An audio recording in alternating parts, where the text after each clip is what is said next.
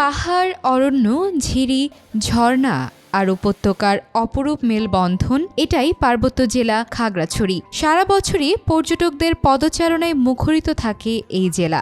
বিশেষত সাপ্তাহিক ছুটি এবং সরকারি বন্ধের দিনগুলোতে পর্যটকদের ঢল নামে সাজেক ভ্যালি, আলুটিলা, মায়াবিনী লেক আর রিছাং ঝর্ণার মতো পর্যটন কেন্দ্রগুলোতে।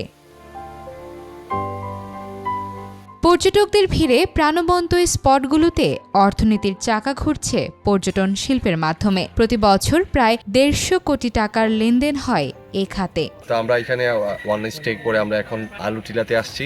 যে পরিবেশ দেখতেছি এখানে অনেকেই যাচ্ছে, ঠান্ডা বাতাস, দেন এভরিথিং সবকিছু মিলিয়ে অনেক সুন্দর পরিবেশ। এটা আসলেই অনেক ভালো একটা প্লেস এবং আসলেই এনজয় করার মতো একটা জায়গা। আমার মনে হয় সবাই এখানে আসবে এবং আসলে ভালো লাগবে। এখানে পাহাড়ি রাস্তা, উঁচু নিচু রাস্তা, এসব ভয়ের কিছু নেই। এখান থেকে এনজয় করা যাবে। এটাই তো হচ্ছে আসল ফিল, এটাই হচ্ছে মজা নেওয়ার মতো জায়গা। পর্যটকদের আগমন বাড়ায় খাগড়াছড়ির অধিকাংশ হোটেল, মোটেল এবং রিসোর্টের রুম ইতোমধ্যে কানায় কানায় পূর্ণ। আমরা লক্ষ্য করছি যে আগামী দিনগুলিতে ক্রমান্বয়ে পর্যটকের সংখ্যা আরো বৃদ্ধি পাবে।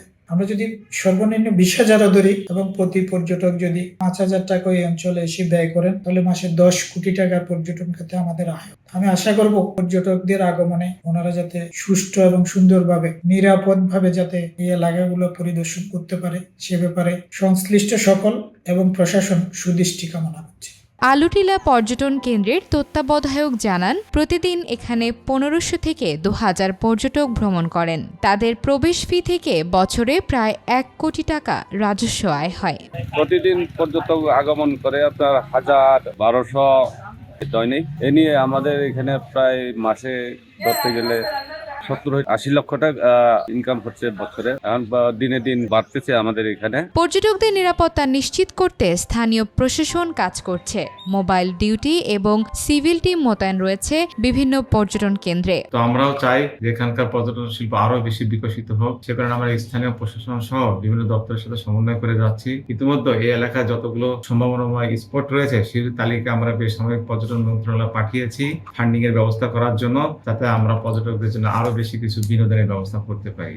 ঝর্ণার ব্যাপারে এই ব্যাপারে আমাদের বিশেষ উদ্যোগ রয়েছে। বিশেষ করে আলুটিলা যে ঝর্ণা রয়েছে, রিছাং ঝর্ণা, দিঘিনালা, তৈদুসরা যে ঝর্ণা রয়েছে, সেগুলো যাতায়াতের জন্য কিভাবে রাস্তাগুলো উন্নয়ন করা যায় সে ব্যাপারে আমরা চিন্তা ভাবনা করছি। অচিরে এখানকার রাস্তাঘাট উন্নয়ন করা হবে। চলতি মৌসুমে সাপ্তাহিক বন্ধে খাগড়াছড়িতে পর্যটকদের এই আগমনে উচ্ছ্বসিত স্থানীয় ব্যবসায়ীরা। পর্যটন শিল্পে সরকারের সহযোগিতা পেলে খাগড়াছড়ি আরও সমৃদ্ধ পর্যটন কেন্দ্র হিসেবে গড়ে উঠবে।